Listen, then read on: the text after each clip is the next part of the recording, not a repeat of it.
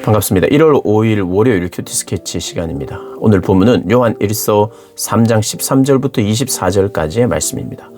오늘 본문은 이렇게 시작합니다. 형제들아, 세상이 너희를 미워하여도 이상히 여기지 말라. 우리는 형제를 사랑함으로 사망에서 옮겨 생명으로 들어간 줄을 알거니와 사랑하지 아니하는 자는 사망에 머물러 있느니라. 그 형제를 미워하는 자마다 살인하는 자니 살인하는 자마다 영생이 그 속에 거하지 아니하는 것을 너희가 아는 바라. 오늘 본문도 사랑이 생명의 근원이다, 본성이다, 생명을 가장 잘 설명하는 것이 무엇인가? 사랑이다. 이렇게 이야기해요. 사랑. 그래서 이야기하죠. 형제를 사랑하는 사람이 생명으로 들어간 사람인 줄 안다는 거예요. 그러니까 형제 사랑이 없는 사람은 문제라는 겁니다. 성경이 말하는 바예요. 세상 사람들이 저 사람은 사랑이 없어, 있어, 이런 기준은 사람들마다 그렇게 말할 수 있어요. 근데 사랑이 특징적으로 나타나지 않으면 그건 생명이 있는 자가 아니라는 거예요. 우리가 유의해서 바라봐야 됩니다. 형제를 미워하는 자마다 살인하는 자래요. 그러니까 이게 살인이라는 겁니다. 형제를 미워하는 자마다 살인은, 형제를 미워하는 마음을 계속해서 유지하는 사람 말하는 거예요. 그 속에 영생이 거하지 않는다고 말해요. 어제 그제 본문 속에서도 우리가 발견한 것이 있죠. 용서하지 않는 상태, 사랑하지 않는 상태, 미워하는 계속적인 상태, 습관적이고 계속적인 태도, 이것은 우리가 정말 심각하게 우리를 한번 바라봐야 되는 문제예요. 16절은 이렇게 이야기합니다. 그가 우리를 위하여, 예수님이죠, 목숨을 버리셨는데 우리가 이로써 사랑을 알고, 예수님의 사랑을 깊이 살펴보고 알아보고 하나님의 일하심을 우리가 살펴보고 그 이야기를 들을 때 하나님의 사랑을 우리가 알게 되고 깨닫게 됩니다. 그리고 어떤 일이 일어나느냐? 우리도 형제들을 위하여 목숨을 버리는 것이 마땅하니라 라고 그냥 마땅하대요. 우리가 누굽니까? 믿는 모든 이들. 그러니까 사랑을 깨달으면 사랑을 하게 된다는 의미예요. 어떻게 보면 극단적으로 형제를 위해서 목숨을 버린다, 형제를 위해서 내가 목숨을 내놓지 못하면 이것은 믿는 자가 아닌가? 라고 우리가 반문하기보다 생명의 특징이, 사랑의 특징이 그거라는 겁니다. 그러면서 이제 예를 들죠. 17절에 형제의 궁핍함을 봤는데 도와줄 마음이 없다? 하나님의 사랑이 없는 거다 이야기하는 거예요. 말과 혀로만 사랑하지 않고 행함과 진실함으로 이렇게 하는 것, 그게 사랑이라는 거예요. 근데 이 육체에 관련하여 고통, 고난, 궁핍에 대해서 무관심했던 사람들이 바로 영지주의자들입니다. 그래서 우리가 참된 진리는 사랑하는 것이고, 그 사랑을 볼 때 우리가 진리 속에 속한 줄을 알고, 우리가 사랑하는 것을 보니까 우리는 건강한 신앙인이구나, 이렇게 생각하게 되고 더 확신하게 된다는 거예요.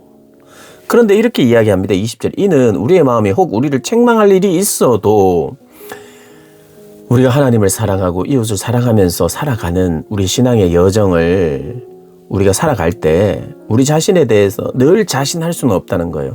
뭐냐 하면 우리가 우리를 책망할 일이 있을 수 있고 그것을 발견할 때가 있는 거예요. 어떻게 살아가는 사람? 궁핍함을 보고 그냥 가만히 있지 않고 사랑으로, 말과 혀로만 사랑하지 않고 행함과 진실함으로 살아가려고 하는 사람들에게도 한계가 있다는 것을 이야기합니다. 책망받을 만한 그런 것이 있다는 거예요.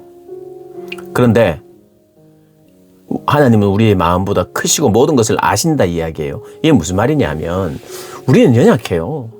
우리는 때로는 사랑이 실패하기도 합니다. 옹졸하기도 해요. 근데 하나님이 그걸 아신다는 거예요. 너의 연약함을 아신다는 거예요. 그러나 하나님 또 아시는 게 있어요.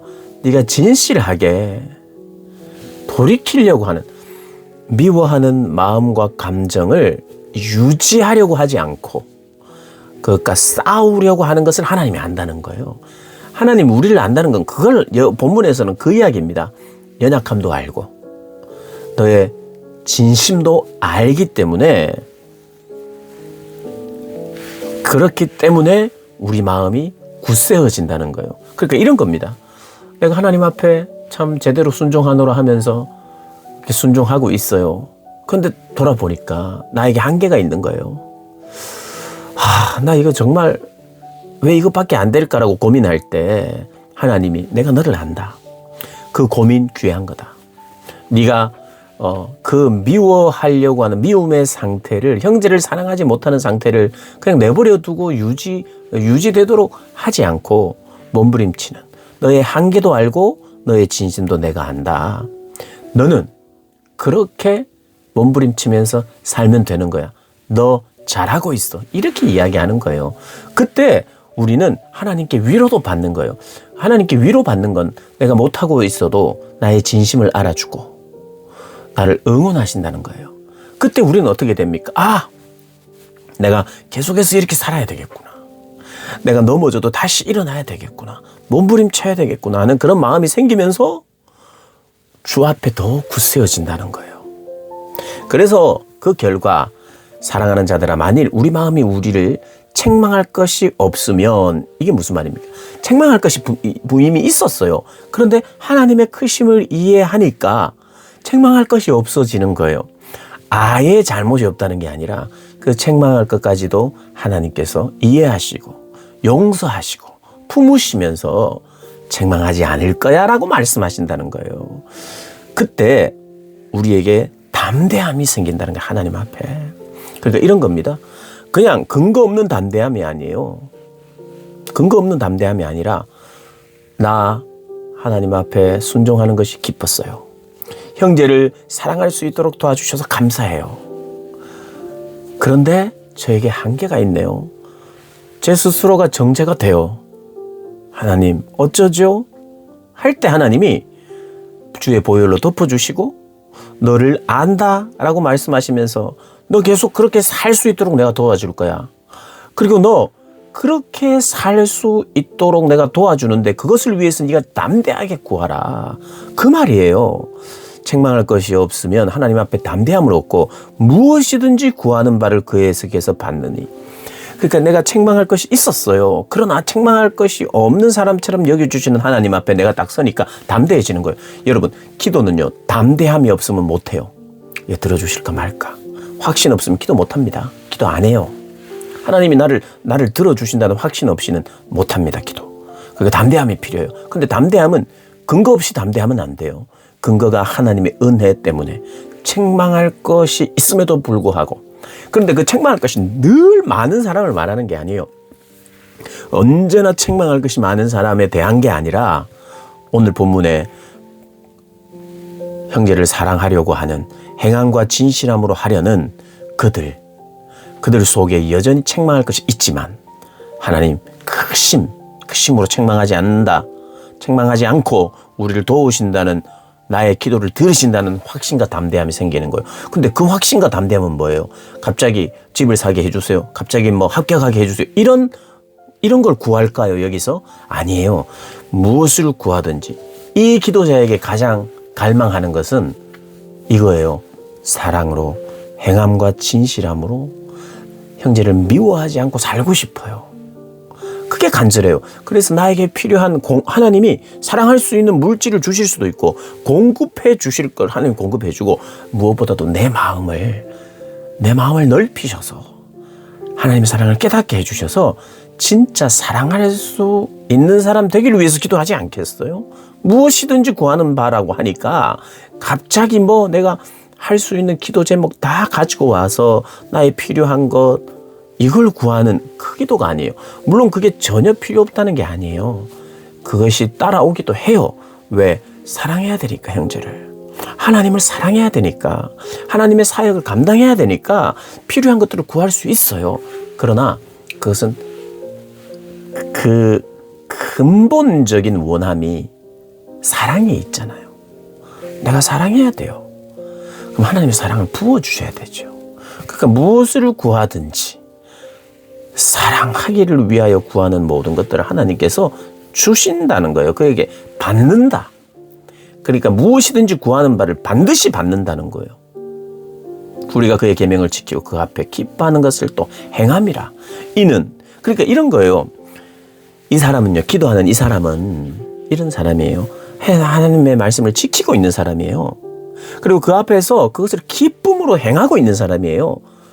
그러다가도 형제를 잘 사랑하지 못할 때도 있어요. 그리고 그가 책망할 일이 생길 수도 있어요. 그러나 내버려 두지 않는 사람, 하나님의 크심을 아는 사람, 깨닫게 되는 사람, 이 사람이 담대함을 얻고 하나님이 형제를 사랑할 수 있는 마음을 주시겠구나, 하나님의 말씀에 순종할 수 있는 그 마음을 주시겠구나 하는 확신과 담대함이 생기는 거예요. 그래서 그것을 위해서 기도하면 이미 받은 거나 마찬가지라는 거예요. 23절에 그의 계명은 이것이니 곧 그 아들 예수 그리스도의 이름을 믿는 것.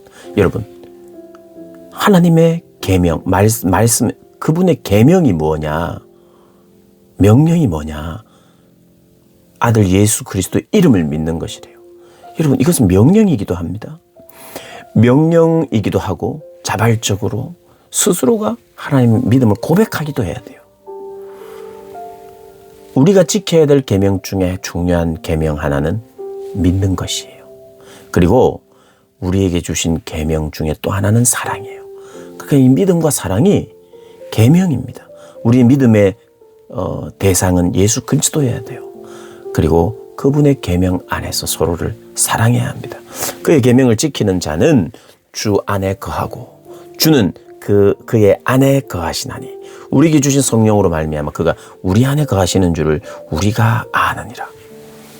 성령으로 확신하게 되는 게 있어요. 그건 뭐냐면 주의 뜻대로 구하는, 그것을 하나님께서 주신다는 확신도 주시고요.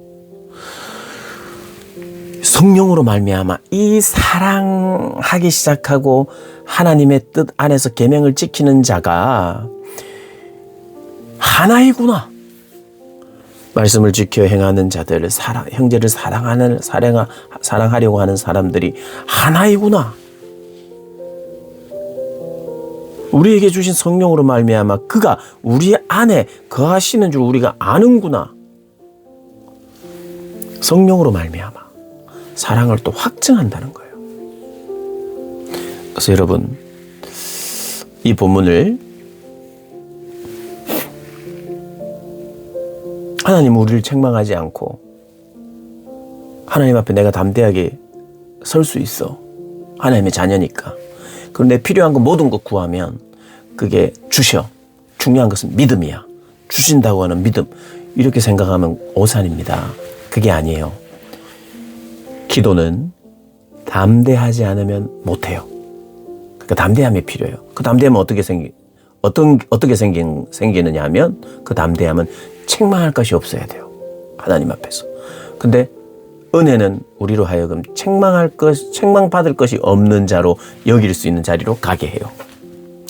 근데 책망받을 것이 없는 담대함이 있는 사람에게 그가 정말 간절히 원하는 것은 합격, 성공, 승진, 뭘 사는 거 이런 게 아니에요. 여러분, 간절함이 있죠. 간절하게 기도하는 사람은 사랑이 없으면 간절할 수 없어요. 사랑이 기도를 만들어내요. 형제를 사랑해야 되고 하나님을 사랑해야 되는데 그 사랑이 결여되어 있고, 그러나 그것을 사랑하기를 원하는 그 갈급함이 생기는 거예요. 그러니까 사랑할 때 비로소 간절해져요. 그리고 사랑이 부족한 걸 알 때 비로소 간절해져요. 그리고 간절해질 때 하나님 앞에 담대하게 되는데 그 담대함이 뭐냐? 너에게 부족한 사랑을 주시는구나 하는 담대함이 생겨서 강력하게 기도할 수 있다는 거예요. 여러분, 무엇을 구하십니까? 하나님의 사랑 정말 구할 필요가 있는 거 아닐까요? 사랑. 기도는 바로 사랑에서부터 출발한다는 거 꼭 기억하십시오. 기도가 하나님과의 대화고, 기도가 사귐이라면 그 사귐에는 사랑이 없으면 못하는 거예요. 혹시 내가 사귐을 잘 못하고 있거나 하나님을 사귀를 못하고 있으면 하나님에 대한 사랑을 내가 잘 몰라서예요. 그래서 하나님의 사랑을 계속해서 주목해야 돼요. 계속해서 봐야 됩니다. 하나님의 사랑을 또 깨닫게 해달라고 기도해야 됩니다. 그런 은혜가 저와 여러분에게 있길 주님의 이름으로 축복합니다.